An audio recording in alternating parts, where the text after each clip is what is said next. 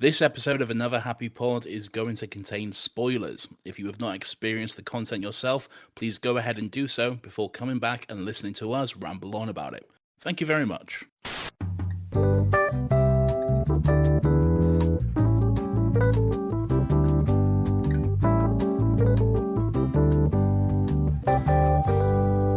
Hello and welcome to Another Happy Pod, the show where we talk about pop culture, movies, and your mum.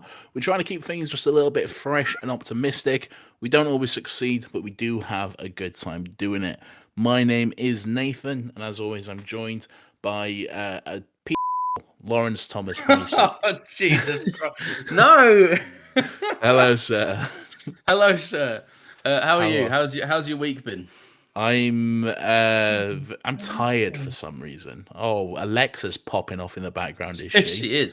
I don't know why. I don't know what triggered her. Big Jeff Bezos is thinking he can take part in the podcast as if he hasn't earned enough money. Yeah, get out of here, Jeff. You're not getting any of our sweet podcasting money, of which we do earn. Yes, plentiful. We definitely earn any. Don't look into it. How are you, Lawrence? How's your week been? I'd be better if yesterday I didn't commit treason and then subsequently lose £10.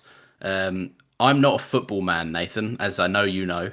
I do know. Neither am I. And if anyone would like an idea of that, listen to our Ted Lasso episode where we struggled to understand the basic concept of football.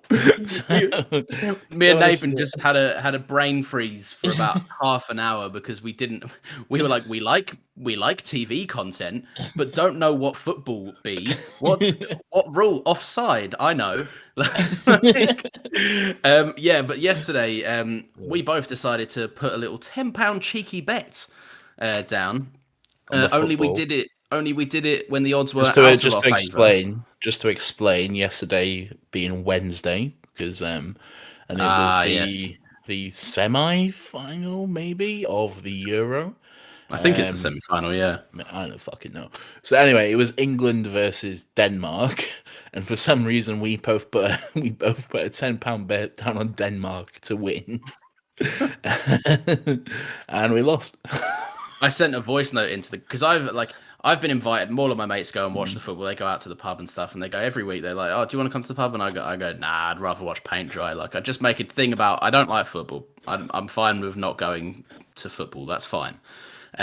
And so I sent a message in yesterday saying, like, look, if you live by the sword, you've got to die by the sword. Yesterday, I lost £10 betting against England because I thought it'd be funny if Denmark won, and I could be like, it's coming home for my bank account, baby.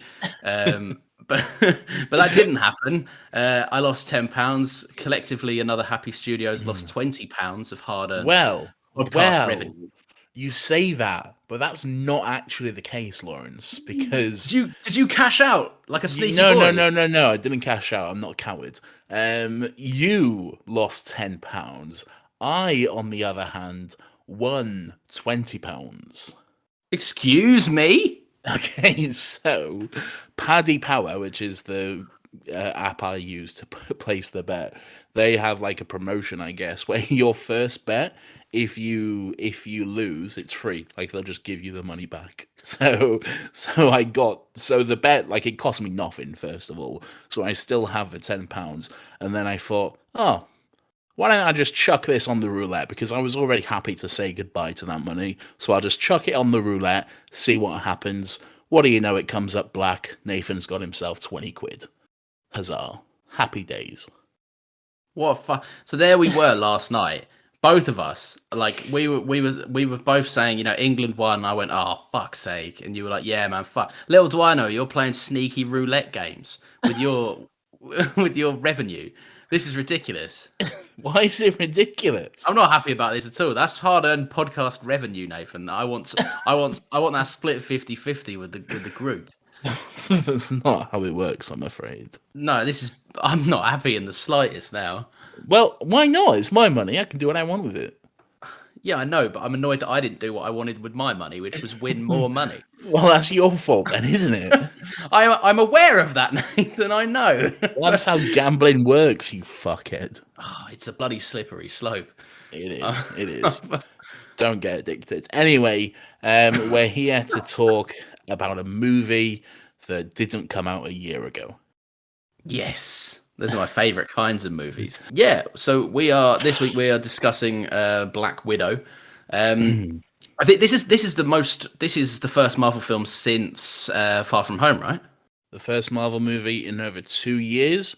If you want to Bloody get hell. technical, it is the first Marvel movie since Endgame, because Far From Home is technically Sony. Oh, yeah, that's true. Oh no, but they're in partnership though. They're in partnership, but it is technically still Sony.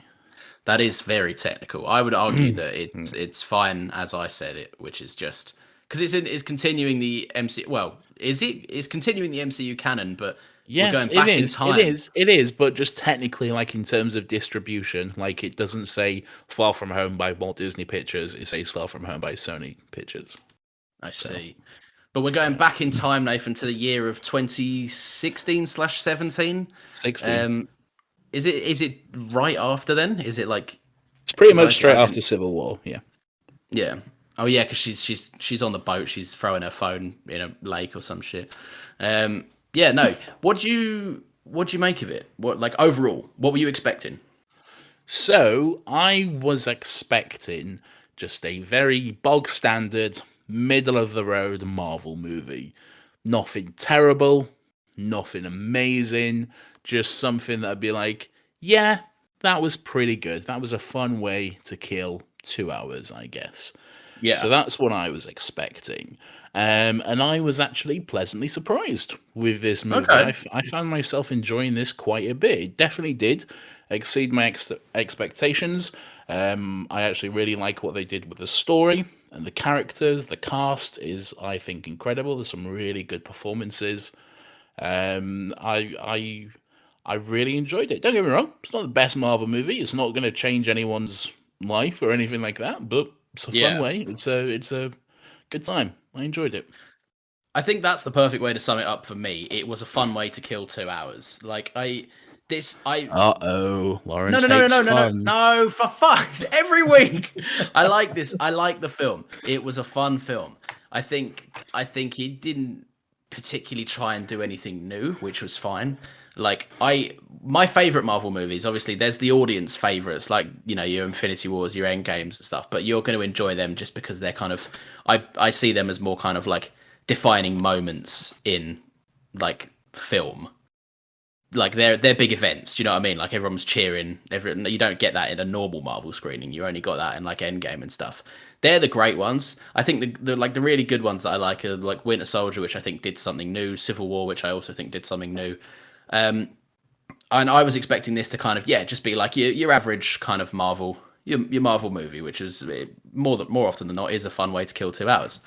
Doesn't, you know, change your life or anything. I was surprised at some of the story because I really enjoyed it, but I think, I don't know, some of the characters for me, I kind of wanted a little bit more from, but we'll get into that. But overall, I didn't. Yeah, it was fine. I liked it, and I came out going, yeah, okay, cool.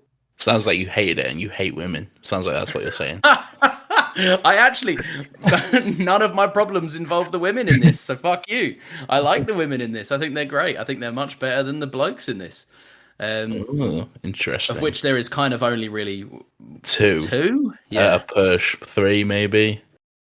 3 maybe. Yeah, the British guy. Who's the British guy? Her like friend who gets her like safe out of jets and whatnot. Oh, he's barely. He's barely a character.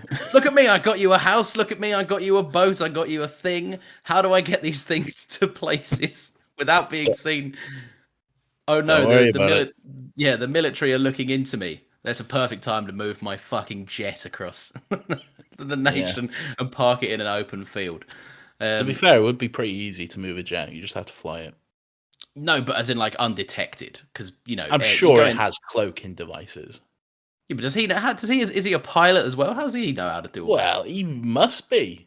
He hasn't got it there on the back of a fucking motorbike, has he? He's just towing the Quinjet across the country. Yeah, this is massively jumping ahead, but I always just assumed that the Quinjet was the one Bucky and Cap had from the end of Winter Soldier, Civil War. But I guess not. I No. guess I guess it was the one that this guy had, which begs the question: is where is that other Quinjet? But oh well, there we are. Yeah. Did they just Yeah. leave it in Siberia and get home another way somehow? But Some guy in Siberia's towed it home on his motorbike, and yeah, now he's just got his own little Quinjet. Or maybe it is the same one, but it was left in Siberia, and the guy went back to Siberia and got it for them. well, it's a Quinjet anyway. Yes, by far the most interesting part of this story. Let's just discuss the Along origin with of the along with Quinjet. the origin of Natasha's outfit in Infinity War. I do Yeah. I do love a good I do love a good outfit origin story. It remind I did like don't get me wrong, I like that bit, but it did remind me a lot of the like all the forums and the blogs and stuff. They were like, oh, I swear to God, if Solo doesn't explain the chin scar, I'm gonna fucking kick off. Like it's just an article of clothing or a scar that someone has obtained over many years. Exactly. Oh Doesn't jeez. necessarily need a whole movie to explain. But there we are. So let's start at the beginning, I think. So the opening of this movie, I thought was actually quite intriguing because Yeah. immediately you're just throwing a red herring. Like as far as we've been led to believe and what we know about Natasha, like she's Russian. We know that she was like pretty much raised in Russia and spent the majority of her life, well, her early life anyway, in Russia. And then suddenly we're hit with Ohio, the most Midwestern American city ever, state, I should say, in 1995. And that was definitely a bit of a red herring. Yeah, Um, for sure. but it was intriguing. It was really interesting to see exactly what was going on with this little family dynamic and what they were kind of on the run from. I liked all that sort of stuff. I loved all of that shit, and I really liked how like kind of all of the stuff you see of David Harbour in the trailers is from the main bulk of the movie, where he's this kind of escaped convict Red Guardian who's very just like, oh yeah, Russia kind of thing. But you first see him in this, and he looks like a kind of he's playing the part of this classic Ohio dad. Yeah. And he's clean shaven, he's looking quite trim. And I'm sat there thinking, what the fuck is going on? Like, Yeah. and especially when he comes in and he goes like, "How long have we got?" kind of thing. And it really kind of lent to like the spy espionage kind of genre, where they were like, he was like, "So girls, how was your day?" And then just starts having another conversation to Rachel Weisz's character, who's like just kind of hidden behind the door. Really, really cool. Like even down to like the staging of the scene. I just thought it was really interestingly done. Yeah.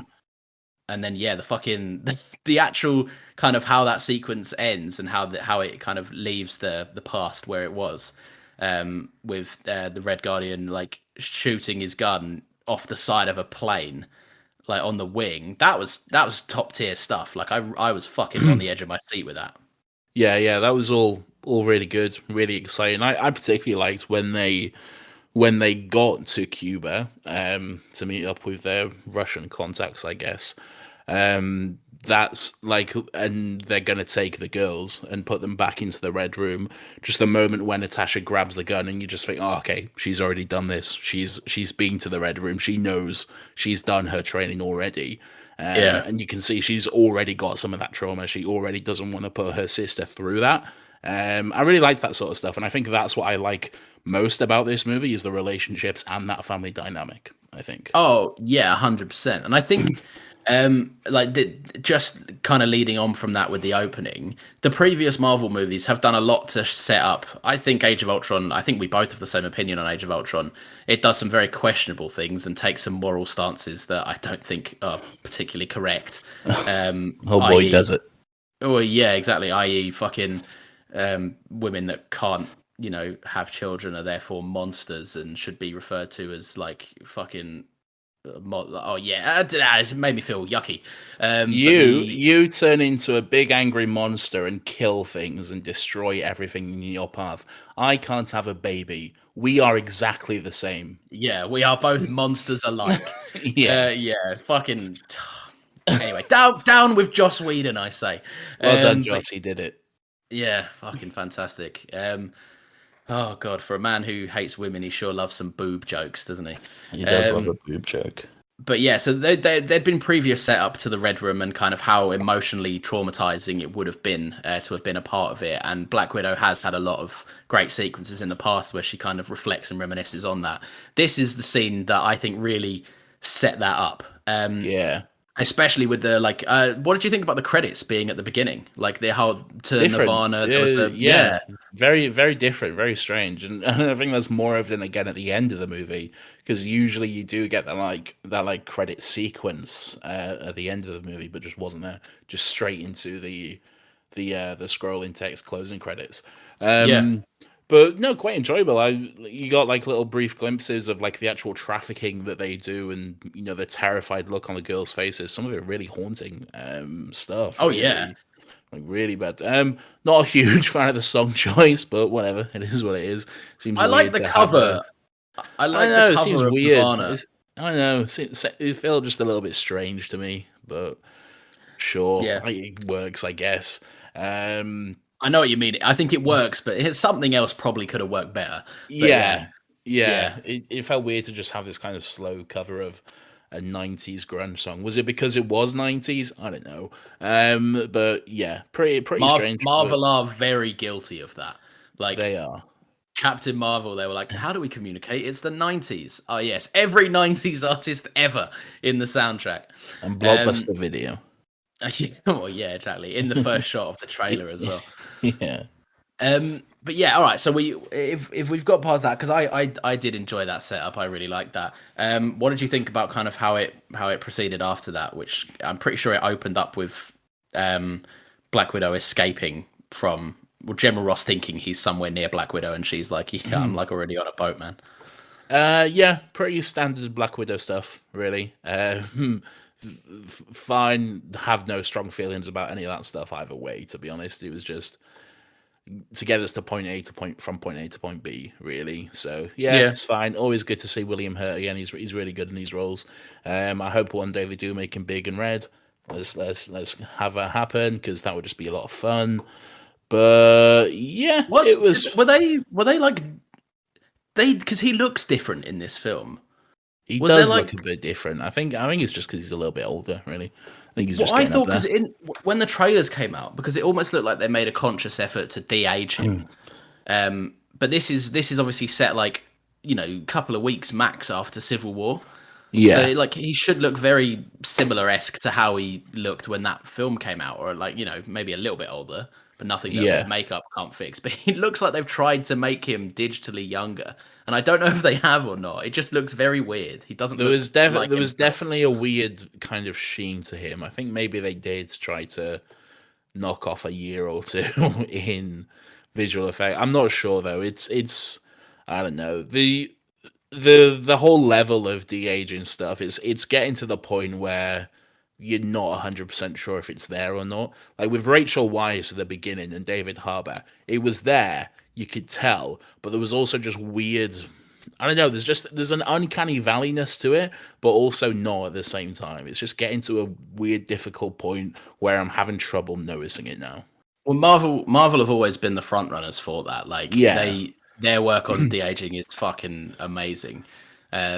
But yeah, no, I do know what you mean. There is some like because even if you don't know it's there, you know that something's different. You're like, what's yeah. that about? And that's There is maybe just that's just because we know what those actors look like, and it's not yeah, that. yeah. That's probably part of it as well. Um, but yeah, no, all that stuff was fine. What I did like is this might be jumping ahead a little bit, but fuck it. I really like Florence Pugh in this movie. I think she steals the show. Really, Oh yeah, yeah, she for is. sure. She's incredible as Elena, Natasha's kind of sister. Not really, but yeah, really good role, and she did it really well. She's very funny. First of all, she's got this really dry delivery on all her lines, and I think Yeah. the accent, the Russian accent, definitely helps with that as well. But the whole like the ongoing joke about the pose that she does when Oh she's yeah, doing that in the yeah. shop, that was all very funny, and I did like the very dysfunctional dynamic they all had together. But yeah, she massively steals the show, in my opinion. She is. Yeah, she's very good, and I like that even they carry on that joke to the point where she does it, and Yeah. like I'm pretty sure that shot's in the trailer, but then it's immediately undercut by the fact that she gets up and she's like, "Ugh, I feel gross doing that, like that's disgusting." And like yeah, and she sees Black Widow do like the the superhero landing that Deadpool made so funny and like into a cliche. Um, and yeah, and it just cuts back to Yelena in the helicopter, and she's like, "Oh, such a poser, man! Like, what a fucking loser." Which yeah, no, that what I really like seeing. Black Widow is kind of used to being the most trained in combat, the most highly skilled in the room, Yeah. in terms of close quarters fighting, and I like seeing her in a room where people weren't afraid that she could just take her out. Like Yelena was like, if we have a fight, like I've got just as much of a chance to kick the fuck out of you as you have me. I mean, yeah, they have that little scrap in the apartment in Budapest, and they're like pretty much equally matched. Natasha Oh my god, manages to get the upper hand, but that moment where they have the guns trained on each other, and they go to disarm each other, but they only end up swapping weapons because they're just so equally matched. That's really good. And I do like the fact that they all had it does play into some. We'll get to Taskmaster because I've got some stuff on that. But I do like that there is an element in this film of all the widows have had the exact same training down to down to the fact they will have been taught the same things on the same days. They would have progressed at the same rate, or like more than likely, or at least the successful ones would. So yeah, it does come down to like everything that our Black Widow does to Yelena. She's just like she just counters it because she's like, I know that one. Like give me a trick that I don't know. Yeah. But speaking of that fight, you fucking feel it. You Like really do, yeah. This is the most brutal Marvel film in terms of like close quarter stuff. This movie has got some really brutal like fucking fist to fist action in it. Yeah. A lot of the time it's just like fucking CGI punches, kind of, and a lot of pulled and relatively safe stuff. Even in like Winter Soldier and Civil War, but this you really do get a sense of the brutality and the weight of the actual punches. Like when Ray Winston was just fucking laying into Natasha in that was some of that was really difficult to watch. It was like, Jesus Christ, this is intense, but. I think the Winter Soldier got there. I think the Winter Soldier was almost there, especially with them introducing Bucky's knife fight with Steve. Which returns. Sorry? Which returns. There is a little moment. It does return, yes. Yeah. But that was the first kind of introduction to Marvel being like, we can be gritty if we need to be. Like, and now you're seeing a spy espionage story. Yeah, these guys don't have like. I mean, there's a few lasers going on, but they don't have endless lasers at their disposal. Like sometimes it's going to get to the nitty gritty. Fucking let's punch each other, and the first one that dies loses kind of situation. Is there any lasers? There's a few lasers in this. Yeah, Black Widow's got her little wrist shooters. Oh, that's not really lasers. Well, they're lasers enough. I think that's more. I think that's more electric. Oh, if I shot you with one, I'm pretty sure you wouldn't be like, "Oh, that's fair fight." Well, no, yeah, but I don't think it's a laser. Maybe not a laser, but you know what I mean, like an assist, an electronic assist in fighting. Yeah. But yeah, so the Winter Soldier kind of got there, and this really took that kind of combat style and just ran with it, which I thought that was really refreshing. I think the Winter Soldier kind of, but I think there's more weight and brutality to this than the Winter Soldier though, because the stuff on the highway and the knife fight in Winter Soldier, that's all great. It still kind of feels pretty choreographed and like it's safe and where it's going to go. Well, no one gets hit. No one takes a knife. Exactly. No one actually fucking kind of has any damage done to them. In this, it's pretty fucking brutal the way they're just laying into each other. But good, enjoyable. It kind of reminds me of Daredevil. The stuff I liked about the fight scenes in Daredevil is how in the first season anyway, how kind of weighted and real it felt, and in the sense that Matt Murdock is fucking exhausted after a few punches and he just needs to take a second to pull himself up off the floor. It kind of reminded me of that sort of vibe. So yeah, I liked it. That was always the best kind of stuff in Daredevil, and it definitely is here. Like there definitely is that to an extent. Like especially when, like, don't get me wrong, I think there's some Fast and Furious action in this. Yeah. There definitely is, and I genuinely looked up is Black Widow in the MCU enhanced in any way?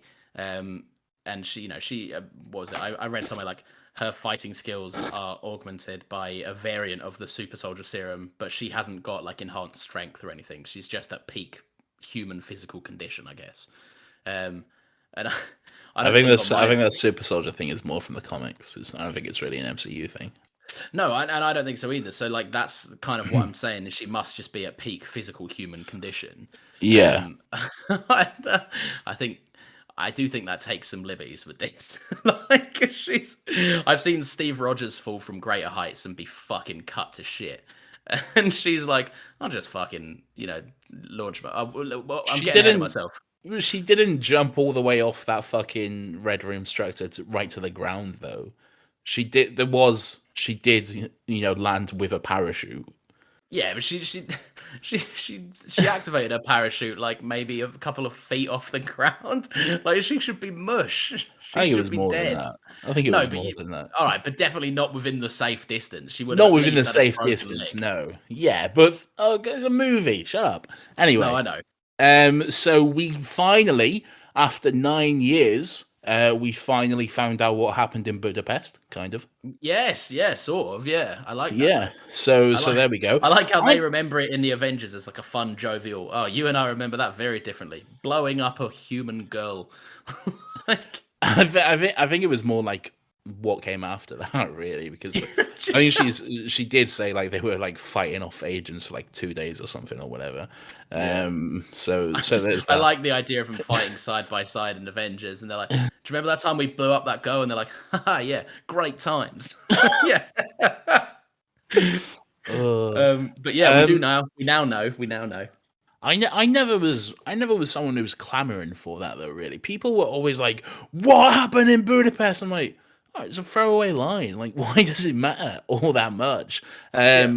People like give us a Budapest origin movie. I'm like, really? I don't need that.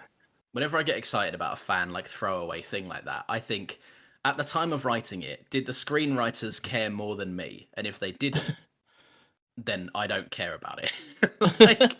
Because that's just the setup is that they're two spies. They went to they did a mission in Budapest.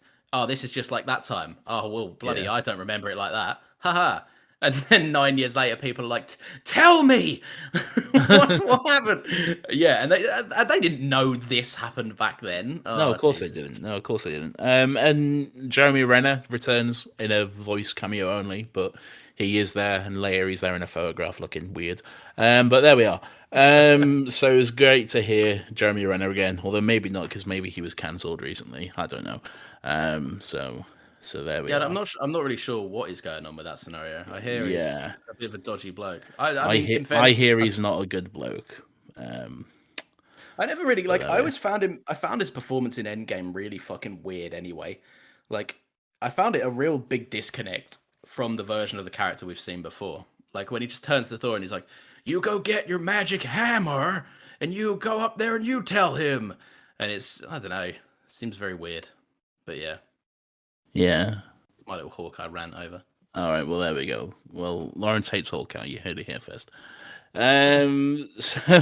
So David Harbour as the Red Guardian. Indeed, or the Crimson Dynamo. The Crimson Dynamo, jokingly referred to. I get a feeling, just because I know you, I think you're gonna hate this character. No, I don't. So Interesting. Do I like everything with the character? No. Do I think that... look, David Harbour is a very talented actor, and the Red Guardian is a cool character. Like, he's not... Like, I like the fact that he thinks that he's Russia's Captain America, and all of Russia is like, we don't know who you are. Like, I did enjoy that. So it does make sense at certain points where he's played as the big buffoon that doesn't get why he's the butt of the joke. However... he is still a competent. There's a reason like that he was the Red Guardian. He was still competent, and I think that I think the movie could have done a better job finding a middle ground between playing him as a joke and giving him some degree of sympathy, because it wants me to take the family plot story seriously. It wants me to take that seriously, but then everything he does kind of feels on the same vein as like this man is just a complete and utter moron. I disagree.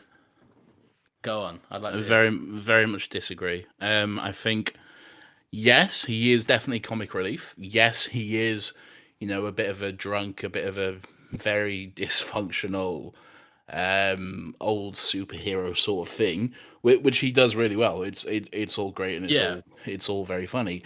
It gave me But Mr. Incredible stuck in the Glory Days vibe. yeah, but worse. And by worse, I mean like as in worse, like he's in a worse place than Mr. Incredible was, not like a Yeah. worse performance. Yeah. But I think then that's not him all the time though. If that was him all the time, then yeah, I would agree with you. If he was just constantly one-liners and fat jokes and whatever, then yeah, sure. But he does have those intimate moments with the family. He does have those moments where he is being a and this isn't a pun, but being a guardian and being a parental figure and being a father. Like the little conversation he has with Florence Pugh, some of that stuff was really beautiful. It was Yeah. it And was heartwarming and stuff. I was about to interject there and say I can think of one of those moments. I can't think of any others beyond the moment where he sings Florence Pugh's like childhood song. Moment at the beginning in Cuba where he's got the girls and he's just like, No, but "Remember to be brave." I mean, sorry, I mean since leaving them, because that's when the family are kind of at their strongest, and that's when it means the most to people. And then later on, when it's saying like, we always were a family, and then it doesn't really show any of that, unless between David Harbour and other characters. I mean, they definitely show that with the two girls. I think you also get a sense of it at the dinner table and then again at the end when they're like on the ground together. Do you not think that that's more played for comic relief though? Like, don't get me wrong, At, I ti- don't at times I dislike do. it. Which part? Which part? So it is tricky because what I'm saying is part of it I really liked. Like 50% of his character I really liked, but then there were other moments where I just wish that instead of making a joke, they had a moment where Can you like, give me an example? yes, I can. So, the movie wants us to take the Red Room very seriously. Black Widow in a previous movie, whether you like it or not, has in canon said, "I think I'm a monster because I can't deliver children." Yeah. And in this, Florence Pugh, who is by far no way near as over it as Black Widow is, like she's still very much kind of has an element of resentment, whereas Black Widow is kind of like, this isn't my entire life. I've got other shit outside of this. Yelena, has the moment where she turns around and confronts the Red Guardian and says, this is, I had an involuntary hysterectomy. Like that's a incredibly traumatic thing, and then they immediately play it off as like, oh, girl bits. Don't talk to me about girly bits. Like, But I think, but like, just hear me a sec. Hear me a sec. okay. If they were to take that moment and just have David Harbour sit there in silence and have the man that is always trying to make a joke or always has something to say, because there is an ongoing joke that he just kind of doesn't shut up. If they had just had him sit there and really reflect and go, fuck yeah, that's a kind of fucked up thing that I kind of let happen to two people that were under my care at the time. I would have taken the family element a bit more seriously when at the end he was like, my girls, I'm so proud of you, blah, blah, blah. But it became, I think Marvel realized they were getting too much into heavy territory and went, quick, make it fun for the kids again. I don't know. All right. I have two counterpoints to that. Okay. First Of all, the first one is, if I completely 100% disagree with you about the forceful hysterectomy, that sort of thing, completely could not disagree more, because I think that if they did make that a more weighted and emotional moment, would they not just then be doing the same thing Joss Whedon did and just then basically saying that having not been able to have a baby is the absolute most traumatic thing for a woman? I think they definitely did the right thing by just saying, this is something that happened. hasn't really massively affected my life, but it's just something I live with now. I think that was definitely the right choice to go for. And then number two, I think that I I can kind of see what you're saying about maybe he should have just had like a more emotional response, but he also has a character journey as well. If he would have had that at that point in the movie, it would have come too early. I think you do need more of him being the buffoon and all that sort of stuff, so that they can tell him off and get pissed off with him later, and then he can soften up and be that more stable father figure that he should have been, because it's a character journey. You can't have it all at once. Yeah, no, I agree with that, and I'll say that that's fair enough. I'll just come back to the Joss Whedon thing though, because I do see where you're coming from, but in the same sense, I don't think Joss Whedon's way of going about it was essentially saying women that can't, give birth and conceive kids are monsters. Whereas this film is talking about they're directly pointing it at a bloke who could have protected them and given them the freedom to choose in their later life. I don't think that the film was. I don't think that having a moment there of a bit of quiet and a bit of you did this to me and it was fucked up would have meant that the sole purpose of these two characters would have been that their value is that of childbirth. I just think that that's the case. I just think that it was because there was no emotion to that moment. I think that's good, because it's basically saying that these two women, they've gone through a lot of shit. They've got a lot of traumatic experiences. They have done some incredibly terrible things, but their lives are not necessarily worse off because they can't have children. So and that's I think I don't know, all these things are open to interpretation, but I think personally that that's what the movie is saying there. Just kind of saying, yes, this is what happened in Age of Ultron. No, she's not a monster. So that's how I see it anyway. Yeah, and I think that if anyone did agree with that point of view from Age of Ultron, I think that's the problem. But yeah, no, I see what you're saying. I just don't think it was. I think there was a moment. I think they could have easily balanced it, not being the sum worth of the character, but then also, being like, I am a character and I'm allowed to be fucked off at you. Like I wasn't expecting Yelena to turn around and be like, I can't have kids and that ruined my life because I want kids, and my place is to want kids. But if she just went, no, I'm not joking, that was fucked up anyway. But they did though. But Natasha literally gets up from the console and goes and talks to him because he's being a dick, and she literally says stop being, well, not literally, but they have a conversation and she's just basically telling him to get his act together. So you do get moments like that.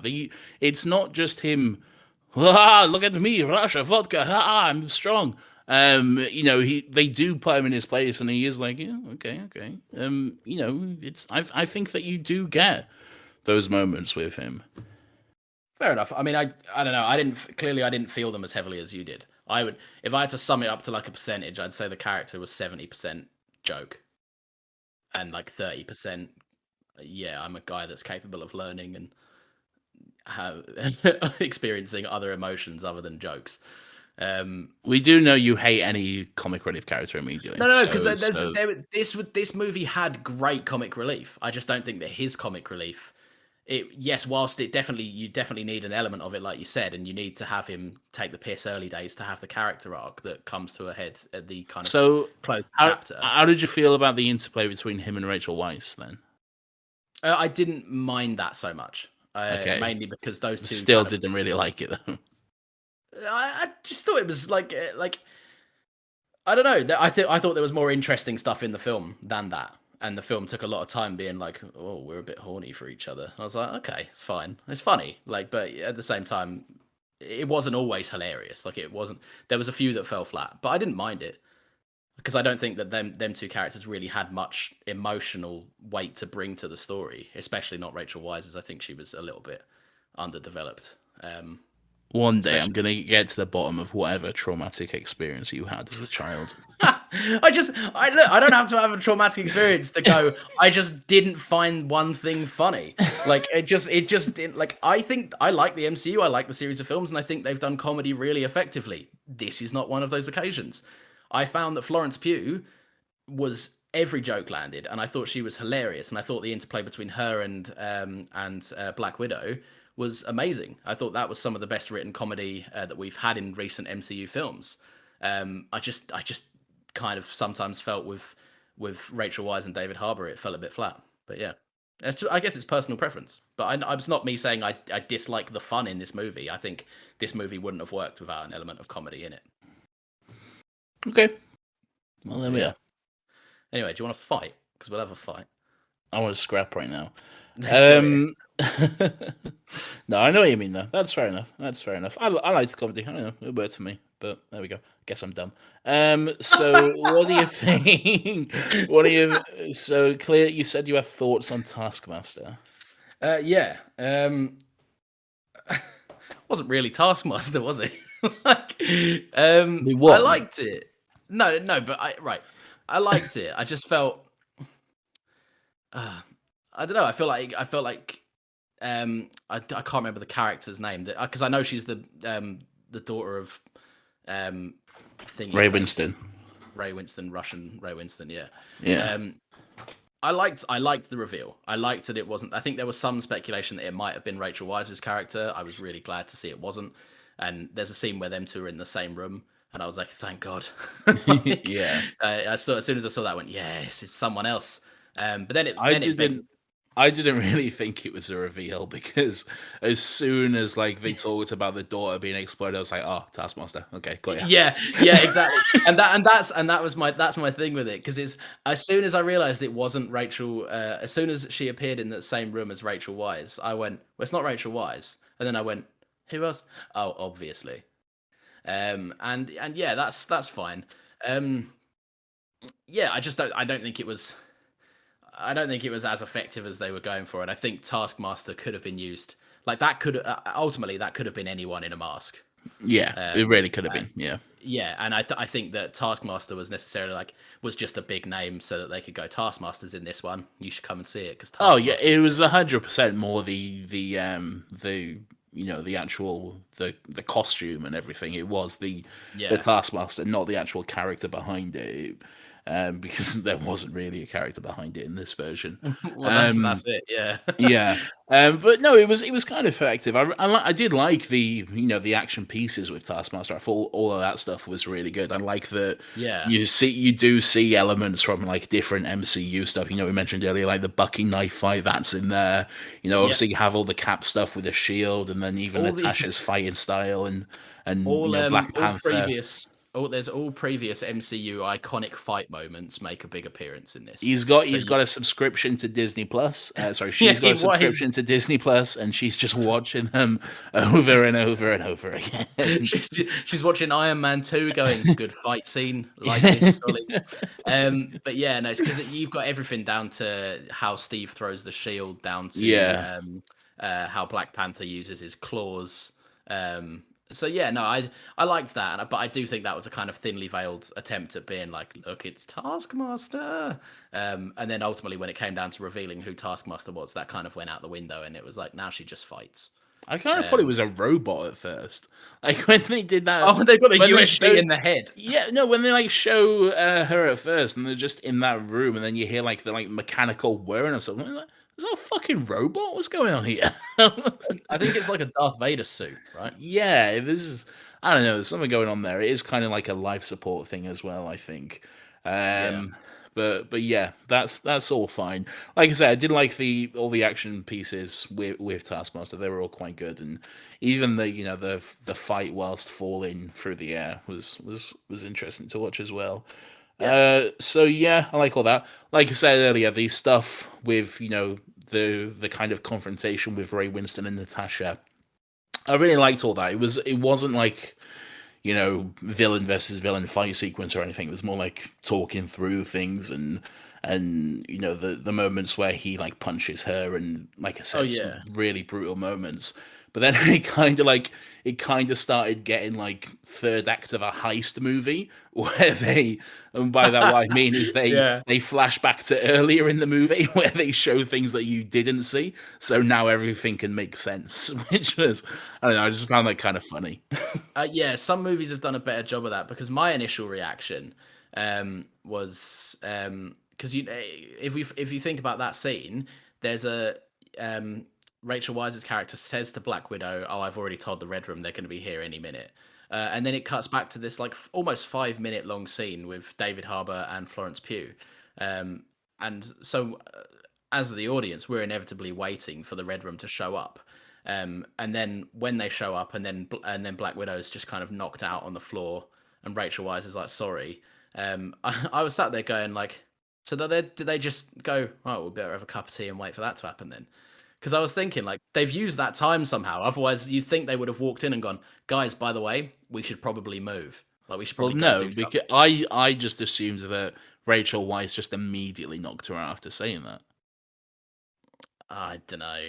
Because Is that not the implication? Do you really think they had a chat for 5 minutes and then she knocked her out? no, but I didn't think that I didn't think that that was the case because I just thought that it was. I don't think know. that's definitely the case. I think that's definitely the story that's presented. Yeah, it might be. It didn't connect for me. I just went. That's a very long time for them to just be like, "What now?" Then, Right. That seems yeah. dumb. You have some good criticisms sometimes, but that one seems dumb. But Fine, okay. fine, I'll take it, Nathan. My honest, live by the sword, you die by the sword. I didn't piece that together. And at the end of the day, who was right? Who did have a conversation for 5 minutes? Well, yeah, but not like you thought, you dumb cunt. Anyway, Maybe I'm just way too smart for you and this movie. that's just not true. What do you think of the kind of the plan, the big villain plan? What, Ray Winston's plan? Ray Winston's plan of I've got bare sleeping girls that I can activate all across the world. I mean, it was just typical evil plan, really. Nothing. Yeah. I I have all this power. I have chosen to do nothing with it for many years, but now I can if I want to, but I won't, but I could. I would argue that he has been doing stuff with it for years, but okay. Yeah, but not like he was like, if I wanted to, I could fucking end the world like overnight. Yeah. I could take down every government. He's not been doing that, has he? But I don't think he wants to do that. That's the thing, though, because I think there's more power in it for him if he allows like certain, like if he can influence certain elections, let's say. Anyway, so not to get political. So yeah, no, that was all fine. What do I have in my notes here? Oh yeah, so I would have liked some stuff post Endgame. Because you do get a good well, this movie does well for me anyway. Clearly you hate it, but you do get a good sense of the family dynamic, and this kind of found dysfunctional family, which I enjoyed.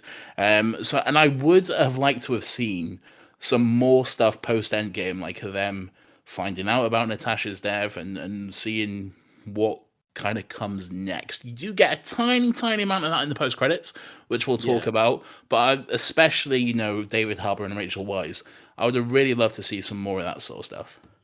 Yeah, because it's been. I mean, depending on whether or not they got snapped. You'd assume they would have, right? Well, yeah. Let's just say, for argument's sake, because that all the main characters that had stuff to do didn't. Yeah. Yeah. Like everyone in Peter's class is conveniently snapped because they're the main cast of Spider-Man. I think you would have, because then otherwise, like, because Natasha wasn't snapped. So if she wasn't snapped, you would assume that within that 5 years, she would have made some kind of contact with them. Yeah, well, exactly. But you don't get the sense of that in Endgame because they didn't exist then, which is why. Yeah, which is like for the kind of issue that film had to tackle. Because it's a very personal story, and it's always going to be weird giving a character a solo movie after you've killed them off in the movie that came before. And I think that's my issue, because I think because we know what's happened to Natasha, because she is dead, and because this is assumedly the last bit of the MCU we're going to see with her, I kind of would have liked more of a send-off for her. Do you know what I mean? Yeah, like more, for some sure. more. emotional moments, and then like especially with the family kind of finding out about her death and that sort of I thing. I read an article that was like, because we see Natasha's gravestone, we finally get the closure that was deserved. I was like, in Endgame, there is a fanfare funeral for Tony Stark, and Natasha is sat in a grave with like an unkept grave with uncut grass in the middle of fuck knows where. Like, and there's like a few flowers. Like, that's not a send off. It's not. She's been in the MCU for as pretty much just under as long as Tony Stark has. Um, yeah, like I think that like whilst I really love how Florence Pugh stole the show, I think this movie, if you look at it from the Marvel higher ups perspective, this is Yeah. way more of a oh shit, we didn't introduce a new Black Widow character. It 100%. This movie 100% should have come out when it was set. It should Yeah, 100% have come 100%. out. It should have come out after Civil War. This is what should have followed that up. That it would have been so much better if that's when it come out. And I think Marvel know that. I think they realized they fucked up. That's why they just gave us this kind of in between quill, whatever this is. So yeah, they definitely did fuck up and drop the ball there. Yeah, because now they're jumping through hurdles to be like, she was always around. Yeah. No, she wasn't. But yeah, no, well, let's get into the what do you call it? Oh, I'll say one more thing about the film, and then we'll move on to the end credits if you want. Yeah. So I think it was a bad decision to give her a final sequence where she jumps out of an incredibly high up building. And have her final fight sequence be her falling to the ground, because it weirdly makes her death seem a lot more survivable now. Do you know what I mean? Again, she had a parachute. Yes, one of which she barely used. And let's be honest, if she didn't have that parachute, all right, let's be honest. She landed on a fuck ton of debris. As in in the sky. So she would before she activated her parachute. So she was like gliding through the sky, and then she was like sliding down bits of debris and landing on bits. It still doesn't work. There's even a moment where she flies into Florence Pugh, because Florence Pugh doesn't have a parachute, so she grabs one through this conveniently placed helicopter. And no, she had the parachute. She jumped off the building with the parachute.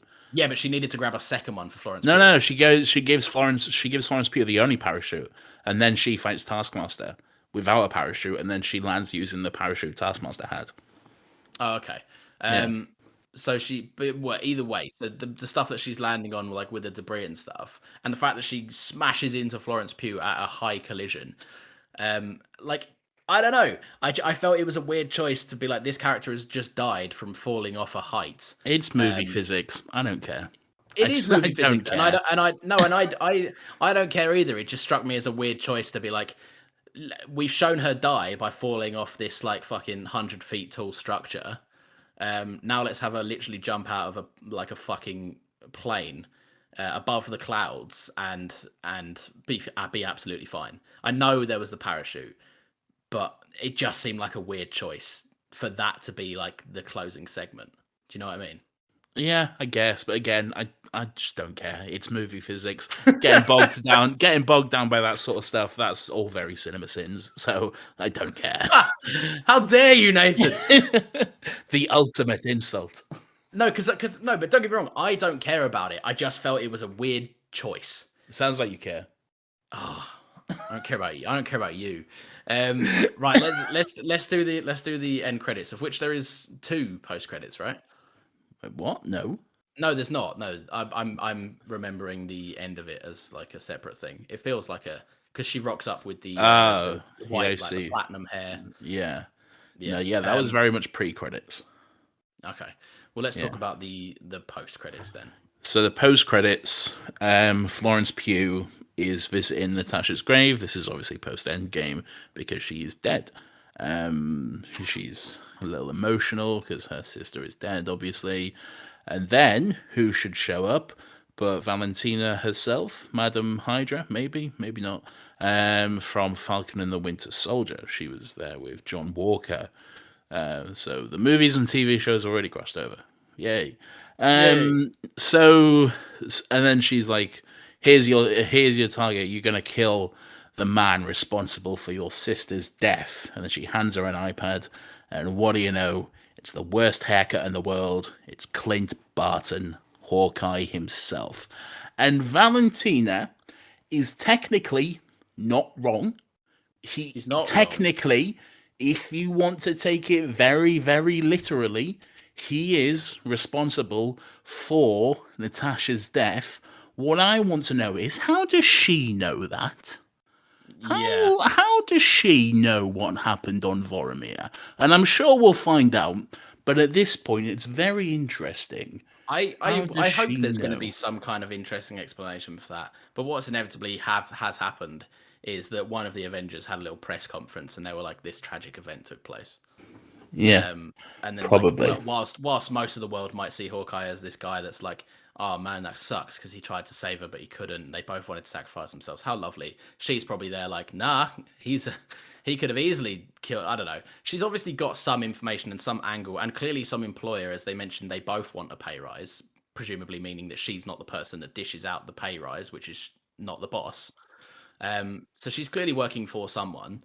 Um, and you get the sense that, well, you straight up are told that Yelena's already been working with her for some time, so that's quite an interesting Yeah. fact as well.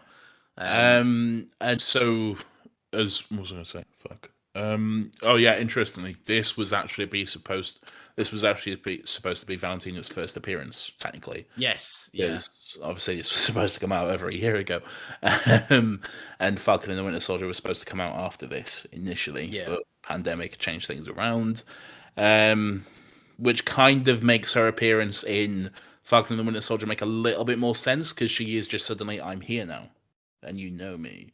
But yeah. I guess anyway, that's all fine. What do you think this is? This So this whole is this team? Because I so, have an idea. I'm not 100% sure in it, but I'm interested to know what you think.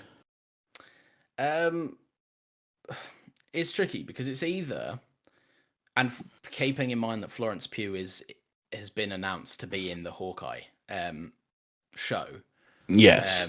which obviously is what this is setting up. It's Yes. either the it's either the Young Avengers or the what's the other one? Like I can't remember what the team's called. It's definitely Um, not the Young Avengers. Because for yeah, one, or John the Walker ain't young. no, and neither she to be fair. She's only a couple of years supposed to be under Black Widow. I think Um, she. I mean, I think she's supposed to be my age, about 27. yeah. Well, Um, in 2016 anyway. So by this point, ooh, what's the MCU? Is 2023 is post Endgame. I So think so. Yeah. I don't know. I can't work it out because But then you have to take into account whether or not she got snapped. So yeah, exactly. We don't know. yeah. But yeah, so it's. I think that there's either going to be a team of like there's either going to be an evil team, which is going to be like US Agent, Yelena, probably you might get a bit of Zemo in there, that kind of stuff because she seems to be Thunderbolts. heavily interested. Yeah, Thunderbolts and is all you're saying. yeah, that's the one. Yeah, and then Because but that's what I think it is. I think it's Thunderbolts, but Thunderbolts aren't necessarily evil. They're like reformed villains. They're people who were evil, but they're now working on this kind of government-sanctioned team as a kind of a different answer to the Avengers, which yeah, kind of makes sense given the scope of the MCU at this point in the timeline, and it makes sense with the characters we have so far because John Walker is not. He is kind of a villain in Falcon and the Winter Soldier, but he's not necessarily an evil character. He's not, fighting for the well, wrong no, all side of or anything. all He's of just a these bit of a people dick. all of these people so far that have been recruited have got great skills and have been on questionable sides of the law. But you're led to believe that it's under influence.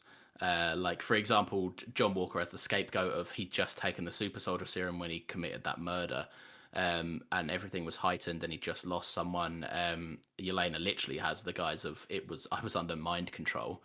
So like they're all semi decent people with kind of rough around the edges pasts. Um, but yeah, I don't know. I'm quite excited for it. Because from the Winter Soldier episode, I was Falcon and the Winter Soldier episode. I was very interested in the US agent character, just because I think it's You quite loved a him. turning. Yeah, and I think he's a through and through great guy. No, but he was like, I think he's a very interesting turning point for Marvel, and I also think the same of Yelena. So yeah, I'm excited for it. Wherever it goes, I think it could be quite cool. Yeah, it seems to me like it is setting up the Thunderbolts, and that could be really cool if we do get that, and which, it goes into eventually maybe getting Everett Ross as Red Hulk, which is what I want more than anything.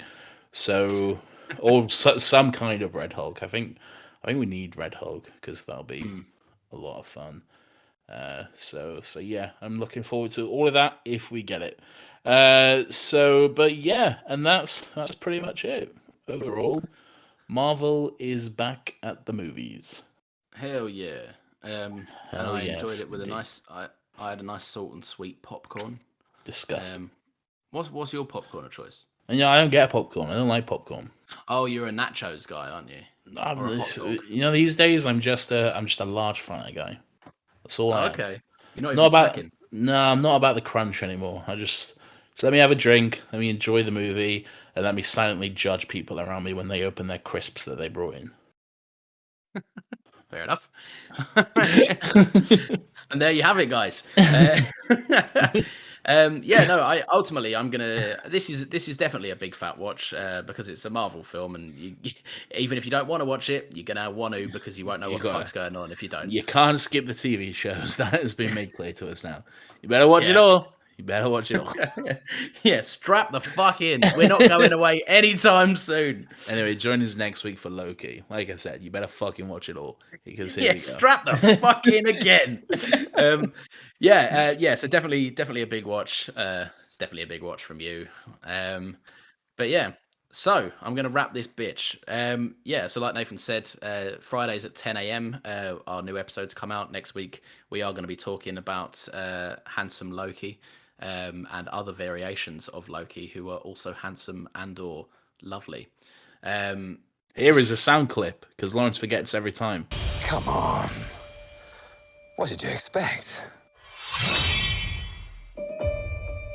There was a sound clip for Loki. That we paused for the sound clip for Loki. Yeah. Will Mobius ride a jet ski? I don't know. Find out next week. You can follow us at Another Happy Pod. We're on Twitter. We are on Instagram. And you can give us a little 5-star review if you think we're worth it. If you don't, a 4-star is fine. If you have opinions that are under 4-star, keep it to yourself. No. 5-star or get the fuck out. Not even a little 4-star? No, won't take it. Okay. All right. I'd rather you punch me in the face. Well, you heard it here, guys. Nathan's full address is... I can't actually remember. You don't even know my address. I could pull it up. I could get it. But could, then I'd be scared that you won't. would read out my bank details because we know everything about each other. It's true, we do. We have way too much trust in one another. I know we do. Anyway, I'm going to go order a pizza off Nathan's card, and we will see you guys next week. Click right here to get Stuckmanized. What? He's directed a movie, did you know? I know, I don't care. Thanks, bye.